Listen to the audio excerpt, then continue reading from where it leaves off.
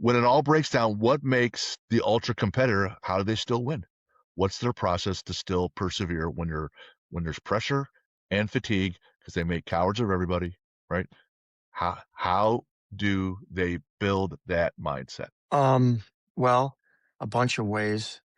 Number one, obviously, the saying, it's an Navy SEAL quote, right? You don't rise to the occasion, you fall to the level of your training. So you train in a very honest space. So that's number one, is you're in you're very honest with yourself. It's like, well, how do I know how hard I can wrestle? Well, do it in practice. Try as hard as you can in practice. Practice teaches you the tempo. Like I know right now with the legs that I have, if I went out and tried to run a 7-minute mile, it's not happening. So if I went out in 7-minute mile pace, I mean, I have, my legs are just completely destroyed from the accident. So I know by my training what my capacity is. One, living in reality um, is a big deal. So, and then you asked, what was it? What was the general gist of the question? Was how do you So what? when they're fatigued and broken, how do they still mentally focus and persevere and win? Yeah. Well, one, I think a lot of the great ones I've been around. Of course, we all want to win, but we don't control winning. Hmm. Some might say you do control winning. I would argue that you don't control winning. In a distant way, you do, but you control things that you can control, and winning's not one of them. So you control your attitude, your effort, your skill level. Um, uh, there's plenty of things in your control: the decisions you make, the tactics you use, when you decide to do what, how good you are at risk assessment. If I don't need a 4-point move, um, and I only need 2 points, why would I pursue four? Um, in that moment.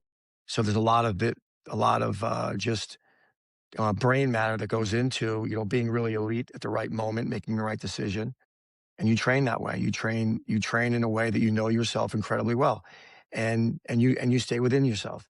If I've got a great shot to one side, but my opponent is really good at defending that side, and I keep going to it, maybe I should try a side that I'm strong at and he's not so good at. So it's knowing yourself, knowing, having some idea of the tendencies of your opponent and where they can be beat.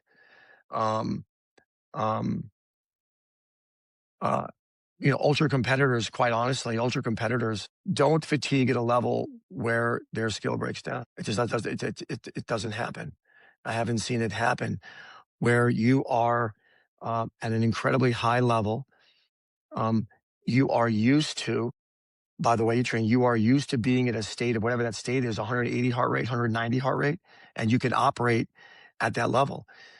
So I've been around 4-time national champions, 3-time national champions, Olympic champions, world champions, and I've never I've never seen them in a critical moment um, fatigue fatigue something in their control cause them to react in a way that they shouldn't have.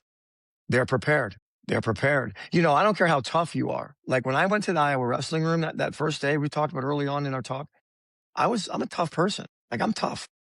There's no doubt about it. I know I'm tough. But those guys, I wasn't tough. I just wasn't prepared well enough. I needed to be under what you did to that strength, that girl. That's what we all need. We need someone to help us do, what we can't do alone. You need someone to help you push you through those moments.